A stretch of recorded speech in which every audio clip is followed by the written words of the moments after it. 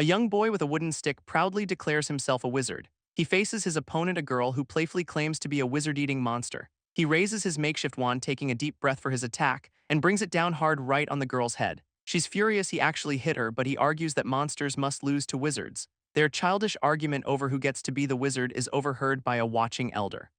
This elder, Grandpa Rabbus, approaches with a smile, amused by their morning energy. This boy eagerly asks what it takes to become a wizard, but the girl is skeptical.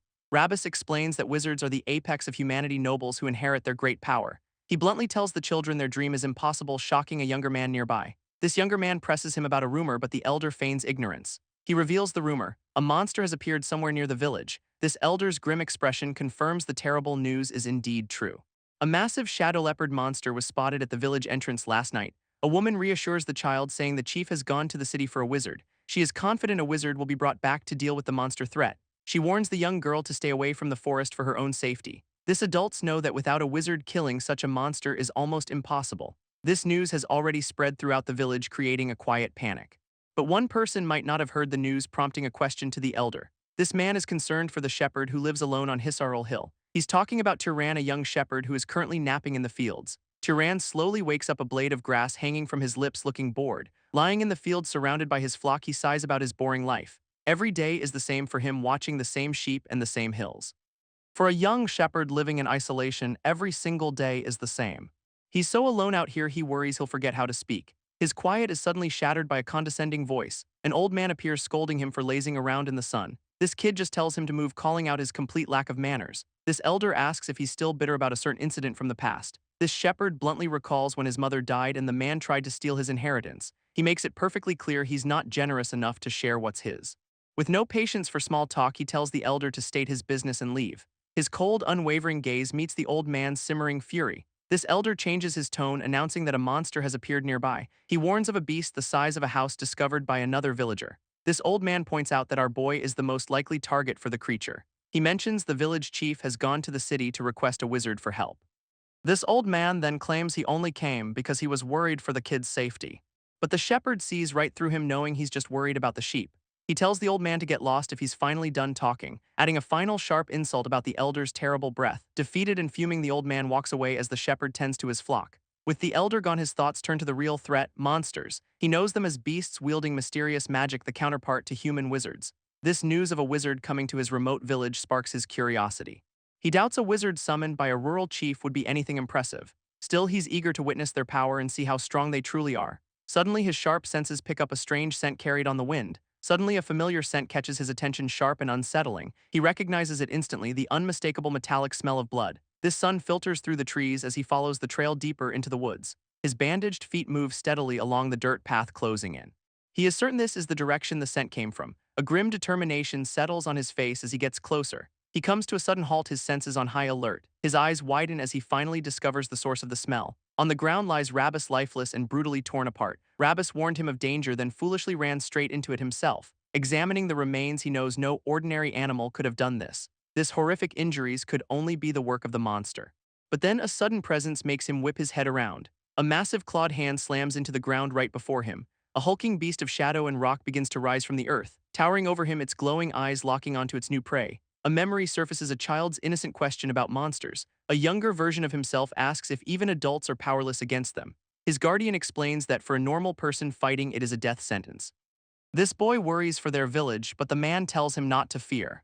He promises that the village chief is bringing a wizard to handle the threat. This boy needs to know for sure the wizard will win, won't he? This man smiles, assuring him that wizards are powerful beings born of magic. He claimed a wizard could kill it with a single word, a stark contrast to reality. Back in the present, he now stands where that wizard should be. A cold, calculating gaze settles on the monstrous creature before him. With a single word, he commands the beast to die, unleashing a shadow attack. But the rocky creature merely snarls, its glowing eyes filled with rage. This silver-haired youth stands his ground, a crimson aura flaring around him. He realizes with a frown that his direct command isn't working on this thing. This beast explodes forward in a torrent of golden energy, ready to tear him apart. He raises his voice, issuing a new, simpler command: stop. This monster freezes in its tracks, its attack halted just before impact. He knew killing it wouldn't be easy, but even stopping it is proving difficult.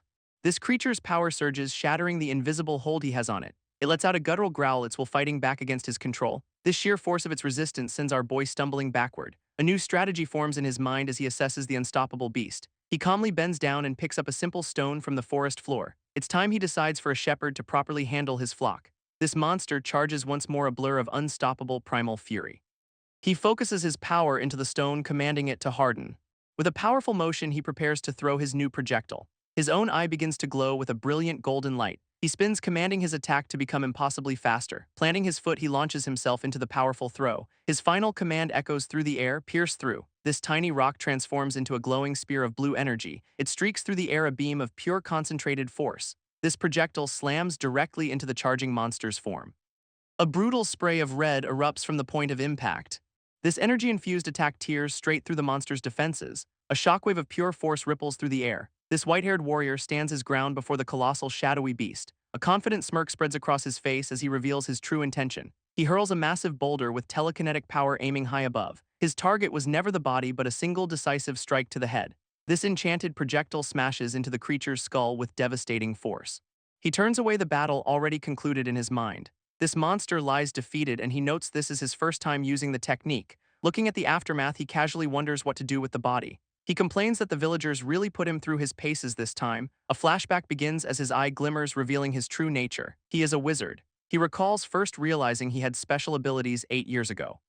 At just 10 years old, he was already practicing telekinesis inside his home. This young boy proudly exclaims that he can make the logs fly. He excitedly calls for his mother to witness his incredible new gift. He demonstrates control over fire and wind, eager for her approval. But her reaction is not joy but pure terror as she screams for him to stop. She calls him Tran, knocking the floating wood from the air. His mother kneels, her expression grave, asking for a serious talk. She asks if he wants to live with her for a long time, a question with hidden weight. If so, he must promise her to never use his strange powers again. She makes him swear to never reveal his abilities in front of other people. Confused, Tran asks why, and she begins a cautionary tale. A memory surfaces, his eyes sharp with sudden recollection. He recalls the world's hierarchy. Wizards, nobles, and knights are all different. Nobles are pure-blooded descendants of gods, while knights are of mixed human heritage. His mother confirms his understanding of this dangerous social structure. She turns to him, ready to reveal why his power is a cursed Tran. He inherited his father's knightly powers, a lineage often enslaved by cruel nobles. This warning was absolute. He must never reveal he is a wizard. She made him promise a vow that has now lasted for 8 long years. And for all that time, Tran has kept his word to his mother. He grips the curtain, reaffirming his commitment to that sacred promise. He has no intention of ever revealing his true identity as a wizard. Nor does he plan to leave the quiet isolation of his mountain home. But a sudden noise from outside shatters his peaceful solitude. Someone is pounding on his door, demanding he come out immediately. Tran opens the door, his expression calm despite the violent summons. Outside, a mob of furious villagers stands waiting for him. Unimpressed by their anger, our boy lets out a bored yawn. He calmly addresses their accusation that he is responsible for Rabis's death. This lead villager grabs him, screaming that his denial is shameless. He accuses Tran of injuring the old man and leaving him for monsters. Tran remains silent, letting the man's rage wash over him. He looks at the others, finally understanding their true motive for framing him. This village's oldest man died because the young men were too afraid to fight. He smirks, calling them out for using him as a convenient scapegoat. Enraged by the truth, the villager throws a wild punch at Tran's face. A brutal punch sends the white-haired boy flying backwards. He reflects on the simple, powerful nature of his ability, magic. It's a convenient force that lets him turn the tables instantly. If he strongly wishes for something, it happens at the cost of his mana. He demonstrates this power with a simple, silent command. His opponent suddenly trips and falls without being touched. He doesn't need grand spells, just a little subtle interference. He uses his magic to slightly weaken his opponent's weapon. This wooden staff shatters on impact, just enough to disarm them. His goal is simple: to completely dominate everyone in his way. He moves through the crowd, a whirlwind of precise strikes. Their weapons break one by one against his bare fists. One last brawler is sent crashing down into the grass. For 8 long years, he has hidden his true identity as a wizard. He scolds the defeated men for wasting their strength on him. A group of women approach, nervously asking if he's here to fight. They clarify they came to see him, finally calling him by name, Tran. Tran coldly tells them to take the defeated men and leave. Back inside his quiet cabin, he walks across the wooden floor. He worries this chaos will give merchants an excuse to cheat him, but he resolves to just beat them until he gets a fair price. He's mid-thought when a loud banging echoes from the door. He can't believe it. They must be insane to come back for more. He yanks the door open, ready to unleash his fury. But a grim, well-dressed stranger is waiting on his doorstep.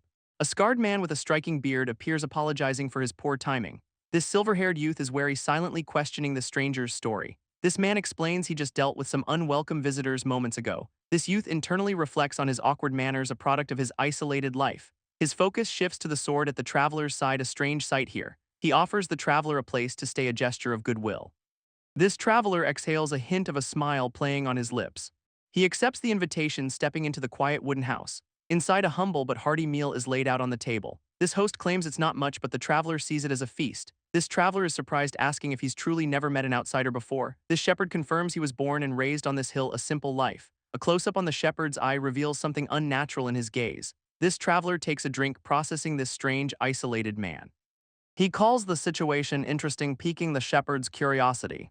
He points out the shepherd's manners are too refined for his simple backstory. This shepherd explains his mother taught him, but she passed away years ago. This traveler offers kind words, saying she must have been a proud mother. This shepherd simply states he lives the way his mother taught him. Now it's his turn to ask what brings a traveler to this remote town. This traveler explains he was hired for a favor to deal with a monster puma. Then comes the reveal that changes everything. He is a wizard. This shepherd realizes he's the wizard the village elder was expecting. With the introductions over, the wizard says he has a question of his own. He can sense a monster's presence right here but sees nothing. This stranger notes it's odd he knows the truth yet isn't running away. He presses further, asking if he isn't scared of being the monster's target. This man calls him unusually brave for a shepherd who's never left town. This tension peaks as he demands to know the young man's true identity. A single word is offered in response, one that changes everything: wizard. A memory surfaces of his mother warning him to hide his powers. This reason for the secrecy was a danger he couldn't yet understand: bad nobles. She explained that nobles treat people like tools and knights are their attack dogs. They might act like family, but they will sacrifice anyone without a second thought. She looked at her son Tran, promising to protect him from that cruel fate. Her final warning was absolute: no one could ever know what he was. Back in the present, Tran remembers the weight of that lifelong promise. His mother's voice echoes a grim necessity: to stay hidden he might have to kill. He realizes with dread that this is the moment she warned him about. This stranger's voice cuts through his thoughts, demanding an answer. But the man's intense expression suddenly softens into something else. He breaks into a wide grin, claiming it was all just an awkward joke. Tran is left completely stunned, unable to process the sudden shift. This stranger stands apologizing for his poor sense of humor and for flustering him. He admits he got carried away because Tran's serious reaction was entertaining. To clear the air, he extends his hand for a proper introduction. This man finally gives his name: Kjorn, a simple wanderer. Tran accepts the handshake, still processing the bizarre encounter. He gives his own name in return, calling himself Tran, a shepherd.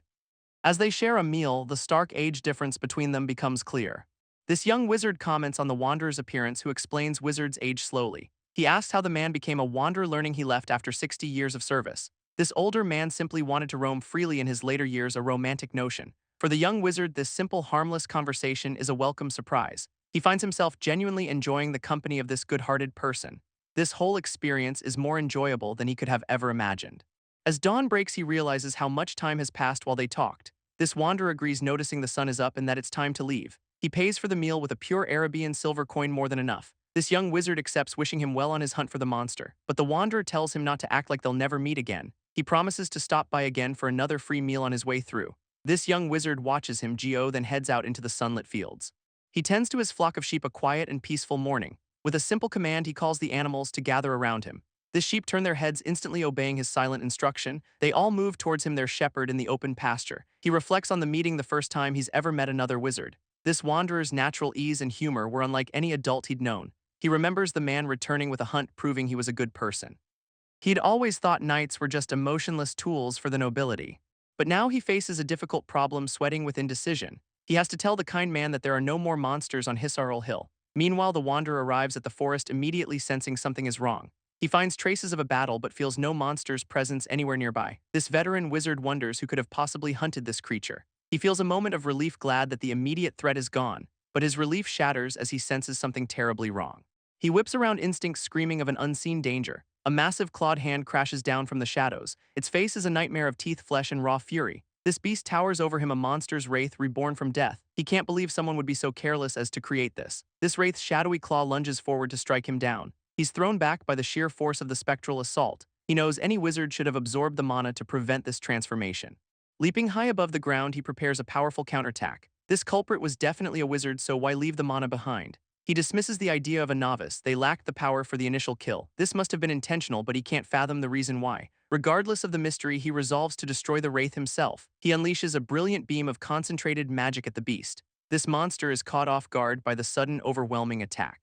But his magic is nullified, revealing the wraith's mana is far superior. He looks back to the clearing, realizing the wraith has completely vanished. He frantically scans the area, questioning where the creature could be. A strange, dark substance begins to pool around his very feet. This wraith erupts from his own shadow in a perfect ambush. A devastating blow sends him flying, blood erupting from the impact. He realizes this foe is beyond his level, only a noble could face it. This bearded warrior is thrown through the forest, a deep wound in his back. He can't believe he ran into a monster of this caliber in a remote village. Facing the towering wraith, he grimly accepts this is as far as he goes, but a defiant pained smile spreads across his face. He refuses to die, obediently vowing to take the beast down with him. He decides to concentrate all his remaining mana into his hand for one final strike. This plan is simple: stab at the moment the creature lunges. A monstrous red beast clashes with another, its claws ready to tear. With a desperate roar, his arm ignites with golden energy. He leaps into the air, a human missile aimed at the monster's core, but just before impact, a brilliant blue light appears from nowhere. This light slams into the wraith, unleashing a massive magical attack. This warrior freezes midair, completely stunned by the sudden intervention. This enormous creature dissolves into nothingness before his eyes. He turns to see a young man with white hair walking out of the woods. This stranger calmly asks the warrior if he is all right. He's taken aback, realizing this is the shepherd he met earlier. This shepherd Tran approaches with a whip in his hand. This warrior finally understands the quiet shepherd was a wizard all along. He demands to know why Tran didn't reveal his powers sooner. Tran stands in silence, offering no immediate explanation. This warrior changes his question: why did you save me when you could have walked away? A slight knowing smirk is the beginning of Tran's answer. Later inside a lodge, the warrior asks why Tran is going to such lengths for the village. He points out that with Turan's skills, he could be living a much easier life. This young wizard believes their godlike power means they must protect the powerless, but the veteran knight knows not everyone shares that noble philosophy. This young wizard offers a small knowing smile. He agrees that everyone must choose their own path in life. In the present, a monstrous wraith slams the earth, scattering warriors. This veteran knight warns his companion that this creature is out of their league. He orders an immediate evacuation, saying only a noble can face this threat. This knight resolves to hold the line against the terrifying one-eyed beast. He ignites his sword, privately admitting he doesn't know how long he can last. A calm voice tells him it's okay, and the knight looks up in shock. This kid points to a glowing rock, saying if his attack had landed, it would be over. This knight wonders if the boy was holding back his true power.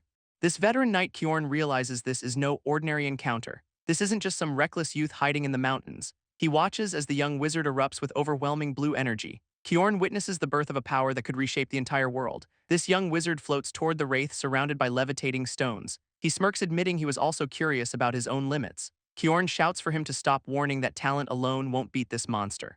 As the wraith prepares a deadly strike, Kjorn insists they must fight together, but a massive beam of blue energy intercepts the attack before he can move. Kjorn looks at his own hand, realizing he'd only be a liability now. He accepts that he is no help in this fight directly. His new mission is to help the young wizard Tran unleash his full potential. Tran looks on with grim determination, his power surging around him. This kid's physical attacks are completely useless against the spectral beast. This veteran warrior yells that physical blows won't ever harm a wraith. As the monster charges, our boy desperately asks for a new strategy. This answer comes instantly from the silver-haired youth. Use fire, or he adds with a glint in his eye, lightning will also work. A fist wreathed in flames slams directly into the wraith's core, but the attack fizzles out, having no real effect on the monster. This veteran realizes the kid is breaking a fundamental rule of magic. A shocking possibility dawns on him as he watches the fight unfold. He realizes this kid has never absorbed mana, yet he's fighting. This bespectacled youth is stunned by his raw, untrained power. Ignoring the complexities, our boy rushes back into the fray. He focuses his will, summoning a swirling vortex of fire in his palm. This veteran notes that creating fire is simple, but controlling it is not. Yet the kid forms a perfect controlled orb of flame instantly. He plants his feet, digging into the earth for maximum force. With a powerful motion, he unleashes the fiery projectile at his target. This attack strikes the wraith's core with pinpoint accuracy. A massive inferno erupts, completely engulfing the spectral creature. This veteran screams for him to maintain focus and fuel the flames. He must pour all his energy into the fire to erase the wraith completely. His eyes narrow, channeling every ounce of his power into the blaze. This inferno grows even stronger, burning away the monster's very existence. As the flames die down, the veteran looks up, declaring their victory. He reflects on the wraith's immense power, a foe for a noble-class warrior. This older man stares in disbelief, realizing the kid actually won. He can't believe a simple shepherd from the mountains defeated the wraith. This man warns him to absorb the wraith's mana before another appears. He's told to simply visualize the energy flowing directly into his body. This young shepherd closes his eyes and focuses on the task at hand. Immediately, a torrent of green mana begins to rise from the corpse.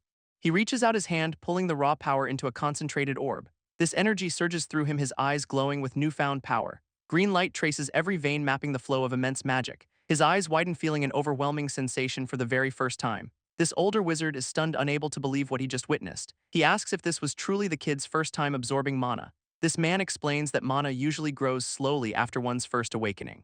But this kid Tran handled it like a master, revealing his immense potential. He realizes this young man is far more than just a simple shepherd. This wizard calls out his name, his entire demeanor having changed. He apologizes for his rudeness, asking which noble house Tran serves. Tran simply replies with the name Kjorn, confirming it as his own. He then tells the wizard to tend to the blood on his own arm. This man looks down, finally noticing his injury from the earlier fight.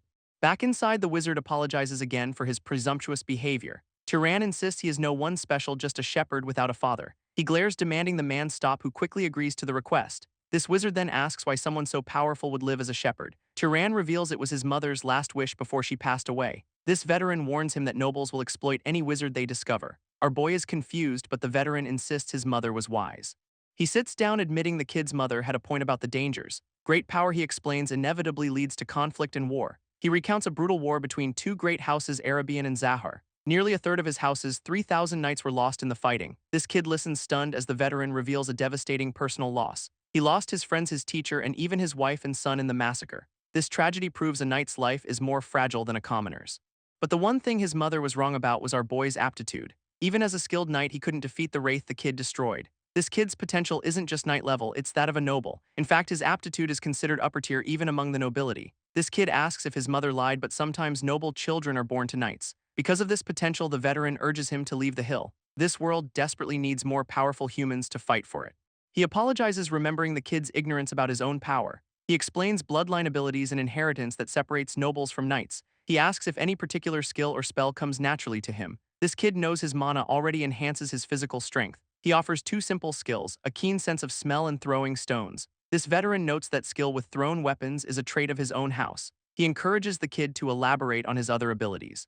This boy waits, confused by the veteran's sudden change in demeanor. A dark determination crosses the veteran's face as he clenches his fist. This elder reveals he has identified the house closest to Tran's abilities. Tran asks which one, a slight knowing smile on the elder's face. He leads him outside, speaking of a great house with a long history. They are known as pursuers, the legendary House Zahar, who fought a war. A brutal war waged against the elder's own people, House Arabian. This revelation lands heavily, leaving Tran completely stunned. He processes the name, the weight of a bloody legacy settling on him. Tran realizes he belongs to the bloodline of his savior's greatest enemies. He's conflicted, questioning how to feel about these unknown relatives. This elder calls out his name, snapping him back to the present. He places a reassuring hand on Tran, telling him not to worry. This elder reminds him that he didn't participate in that ancient war. He calls it an adult situation, stating that revenge cycles never end. Tran asks if the elder has any regrets about their arrangement. He specifically asks if he regrets telling him to go down the hill. This elder admits that seeking power will inevitably lead him to the Zahar family, but despite this, he trusts Tran's character, confusing the young man. He explains it's because Tran saved him, revealing his hidden identity to do so. Perhaps a man like him in power could prevent such a war from happening again. Tran silently considers this immense, world-changing possibility. This elder tells him not to think too hard, as no decision is needed yet. But as the elder turns away, Tran's mind is already made up. With newfound resolve, he announces he wants to go down the mountain. This elder approves of his decision but tells him not to go right away. Tran will wait for the elder's injuries to heal, a quiet moment of respect passing between them. This scarred man begins a lesson, explaining that mana is the absolute key to magic. But true power requires mana that perfectly matches the desired magical effect. Our boy asks for clarification, and his mentor prepares to lay out the rules. He explains that magic's difficulty is determined by three core factors. This first is bloodline and inherited power, most common among the nobility. He uses his own injuries as an example of our boy's current limitations. In contrast, the Ravista bloodline from the south can heal without any training. This silver-haired man then inquires about the second principle, affinity. It's a concept of familiarity, making magic easier by relating it to a known action. His mentor confirms this, noting the fireball's speed came from that familiar motion. Finally, he reveals the most important and mysterious factor of all, causality. He asks what would happen if he simply willed our boy's death with mana. This answer is a faint light, a phenomenon caused by a lack of causality. When there's no logical cause for an outcome, the magic simply fizzles out. This silver-haired man listens intently, beginning to grasp the complex concept. He deduces that to kill, he must provide a cause, like conjuring a flame. This mentor is genuinely impressed by his student's quick and accurate grasp. But our boy has another question. Why can he control animals but not magical beasts? Outside the window, a large white creature watches their lesson unfold in silence. He realizes that true mastery of magic requires understanding its core principles. He asks about his own Zahar bloodline, learning its specialty is stealth and tracking. His mentor stands back, challenging him to put this newfound knowledge to the test. He closes his eyes, focusing his will on becoming completely undetectable. A subtle shimmer of power envelops him as he channels his innate ability. This scarred man watches closely, waiting to see if the kid actually pulled it off. A golden portal opens on the floor as the rescued warrior waits inside. He confirms the spell's success, admitting he can't see the caster at all. This warrior clenches his jaw, clearly unnerved by the invisible presence. For a tense moment, the room appears completely empty and silent. Tran finally materializes from thin air, his invisibility spell dropping. He acknowledges his ability is frightening, a power once feared by entire armies. This warrior agrees it's an unfair advantage, but warns it is not invincible. He offers to teach Tran magic, but Tran questions helping an enemy family. Tran explains his reasoning. The warrior saved his life and treated his wounds. He declares his complete trust in the warrior's character, earning a solemn nod. Outside, the village chief is in an uproar over Tran selling his sheep. Tran, packed and ready to leave, faces the villagers' angry accusations. He coldly tells them that finding a new shepherd is their own problem now. Tran issues an ultimatum: pay a fair price or he will set the entire flock free. One of the villagers reminds the chief how difficult it would be to recapture them. This chief knows Tran is a man of his word, and irritating him is pointless. Defeated, he hands over a pouch of money, finally sealing the deal. This chief watches them, telling them to stay or leave as they please. As they walk, Tran offers to collect the compensation the villagers owe the warrior. This warrior refuses, saying he never wanted it and Tran did all the work. Tran accepts his decision with a slight knowing smile. They arrive at a fork in the road and the warrior declares they must part ways. He explains his preference for traveling alone, declining Tran's offer. Tran understands completely, thanking the man for all his help. This warrior smiles warmly, wishing Tran well on his journey ahead. This boy wishes the elder well, hoping they meet again on better terms. He watches for a long time as the old knight walks away down the path. Only later does he understand the depth of his own feelings. Though he had his mother's affection, he secretly yearned for a father. He needed a role model to show him the kind of man to become. This scene shifts to a vast, desolate wasteland. Wind whips across the cracked, dry earth of a deep canyon. A lone, hooded traveler walks through the unforgiving landscape. He shields his eyes from the harsh sun, surveying the horizon. Suddenly, his sharp eyes lock onto something in the distance. A group of travelers, perhaps merchants, crosses the barren desert. This is his chance. He decides to approach them for directions. He walks toward the cloaked group, hoping for some guidance. Their leader, a man with an eye patch, demands to know who he is. This boy explains he's a lone traveler seeking the nearest city. He's told to follow their path back to a city called Mure. This boy thanks them for the information and prepares to leave, but a sharp command stops him dead in his tracks. One of them sneers, asking if he'll just leave after getting what he wants.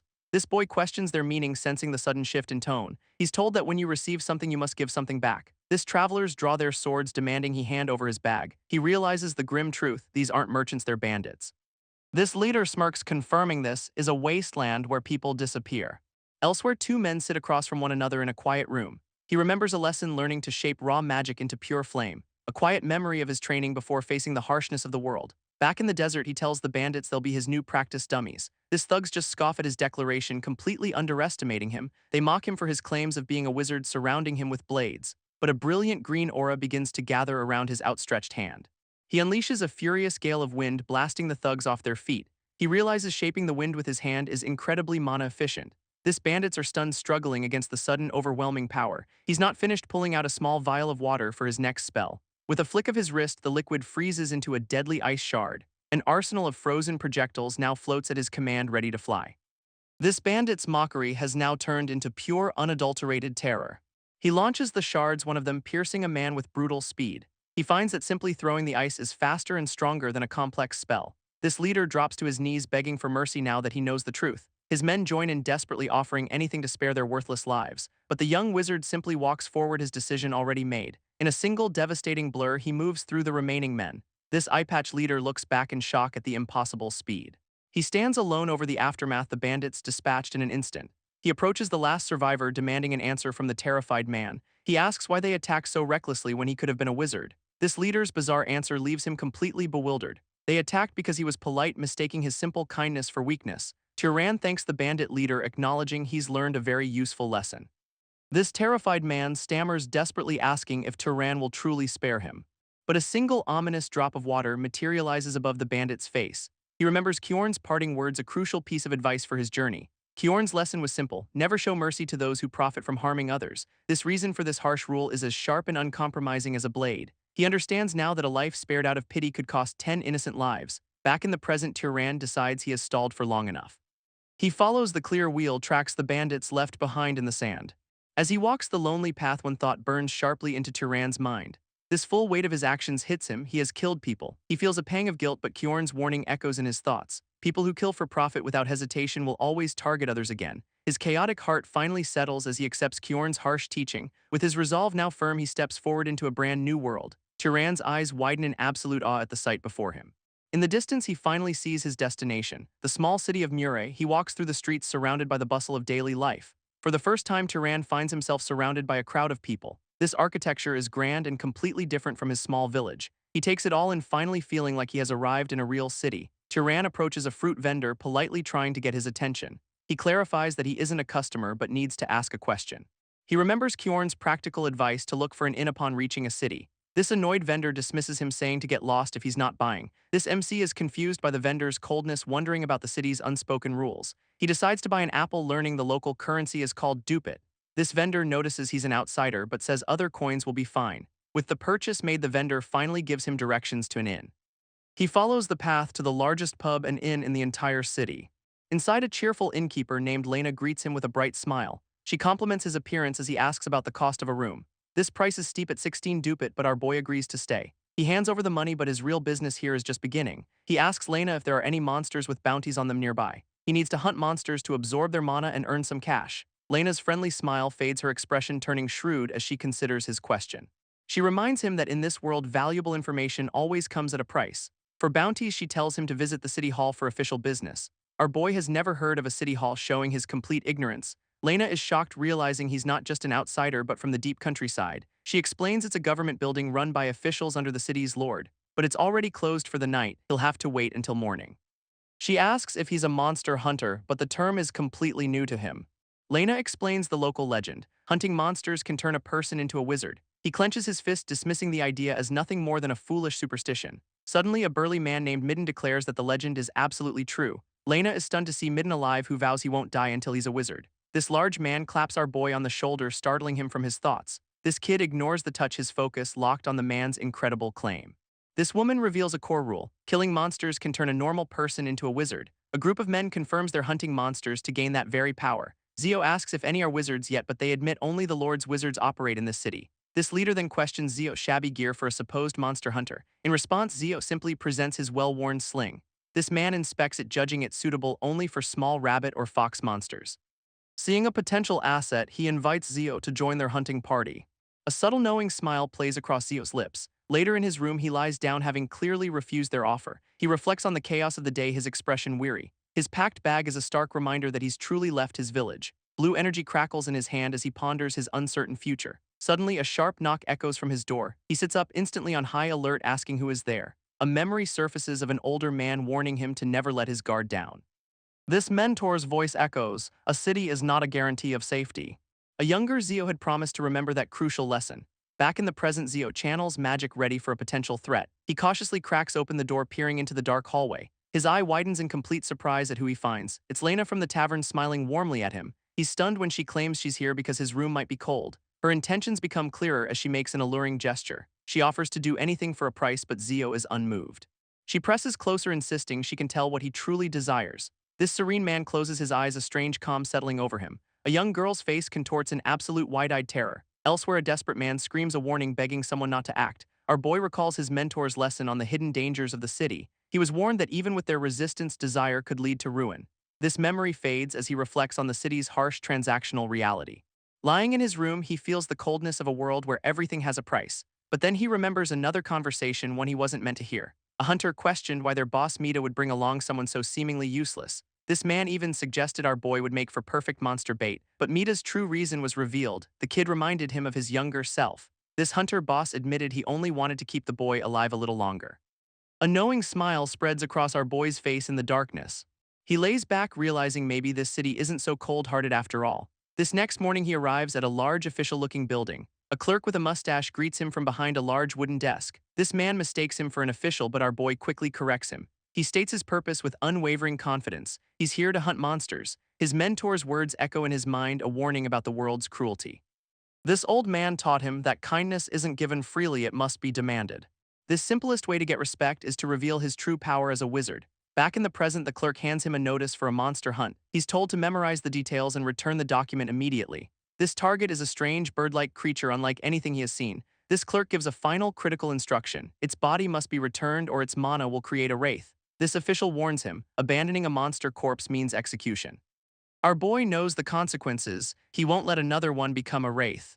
But the official scoffs, questioning why knights would handle such trivial matters. A knight's duty is maintaining order inside the city, not hunting outside. He declares that hunting monsters is a job for thugs, not esteemed knights. This man watches him go, certain he's just sending another boy to his end. Out in the wilds, a blade crow's glowing eye scans the darkness. Moments later, its lifeless body is dropped onto the office floor. This official and his colleagues stare down in utter disbelief.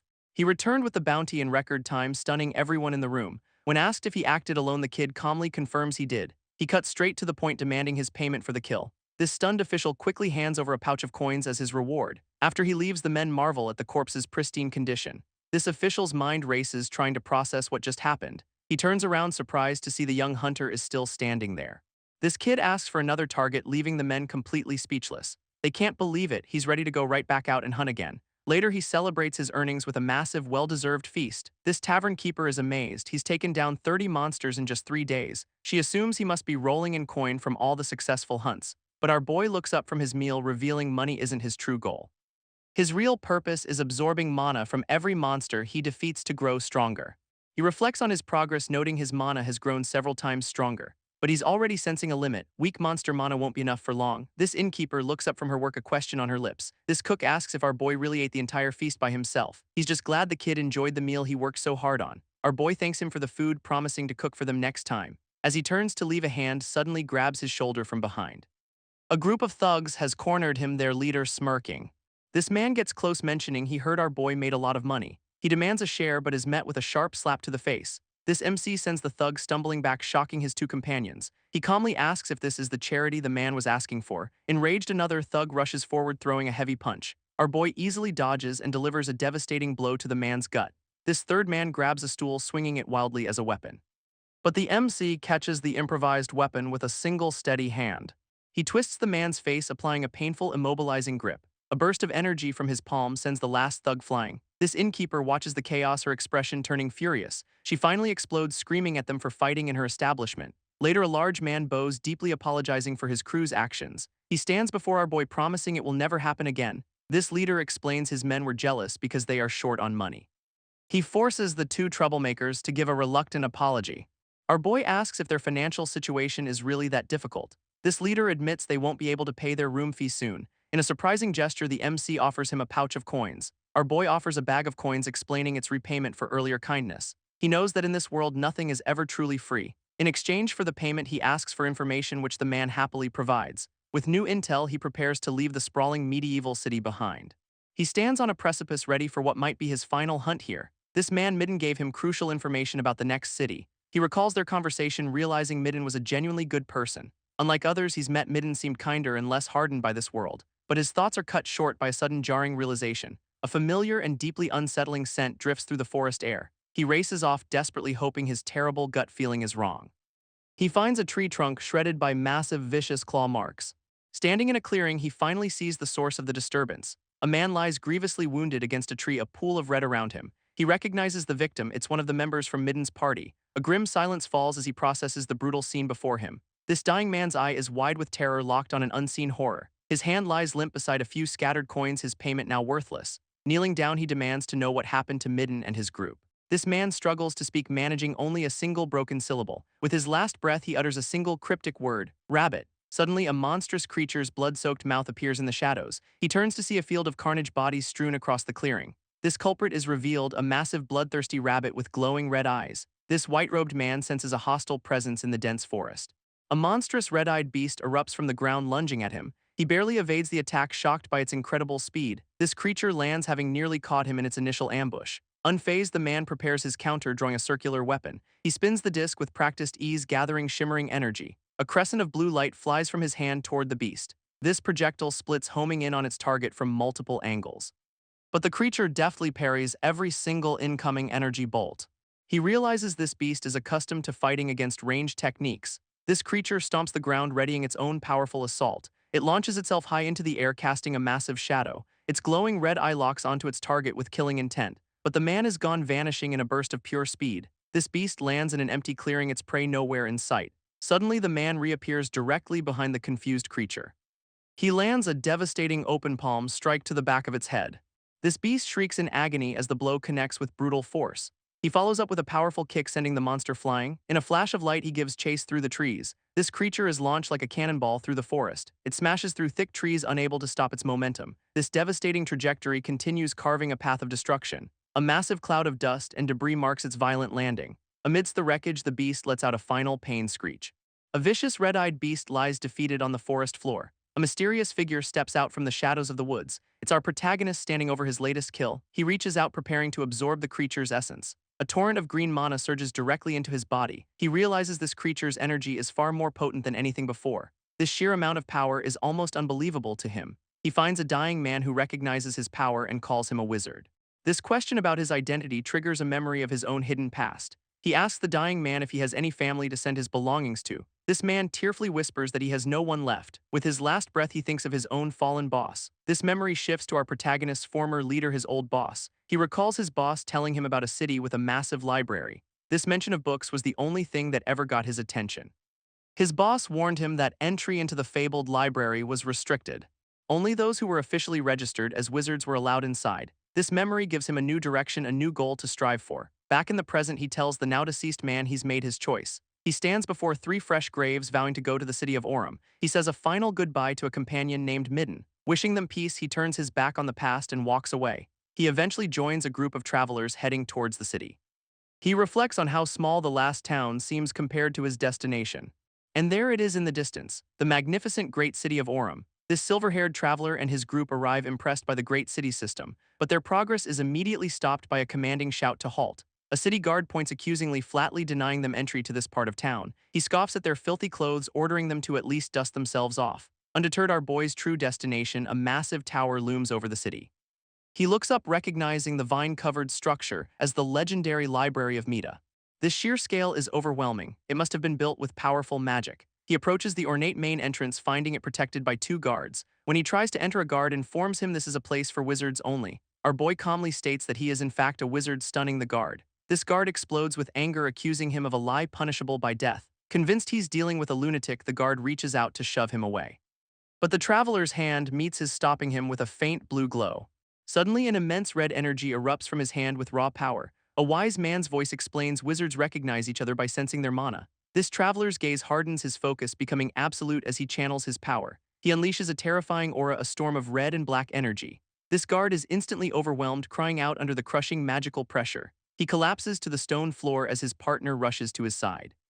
Lying there, the guard realizes this is no mere wizard but a noble class mage. This night, Kenya scrambles up, formally asking which noble house he represents. Our boy simply replies that his house affiliation is not required to enter. This knight clarifies that permission is needed from the master of House Voltas. While waiting for clearance, he sighs, frustrated. This process is so very complicated. A nervous maid enters the room, her head bowed as she approaches him. Attendants begin to carefully wash the grime from their unexpected guest. He awakens in a lavish bath, utterly confused by his new surroundings. With a sharp command, he orders the maids to stop immediately. They plead, explaining they'll be punished if they fail to serve him properly. He reluctantly allows them to continue, the scene shifting to the grand estate. Later, one of the maids is stunned by his incredible transformation. She gasps, covering her mouth after speaking her thoughts aloud. Now cleaned and dressed, he asks if there's something on his face. This maid apologizes, admitting she was momentarily lost in his appearance. He dismisses it, but she begs him not to speak to them so casually. He's taken aback by the strict social hierarchy of this place. A new presence enters the room, observing him and the servants. A young red-haired woman sizes him up, calling him the beggar guest. She mockingly admits that after being cleaned, he looks like a prince. He introduces himself as Tran, and she reveals her name is Azella. When asked about his family, Tran evades, citing personal reasons. Azella's interest is piqued by his mysterious refusal to answer. Deciding he's hiding something, she plans a little prank to test him. Without warning, a powerful wave of energy erupts through the room. Her eyes blaze with power as she issues a direct and sudden challenge. "Show me your mana," she demands, putting a shocked Tran on the spot.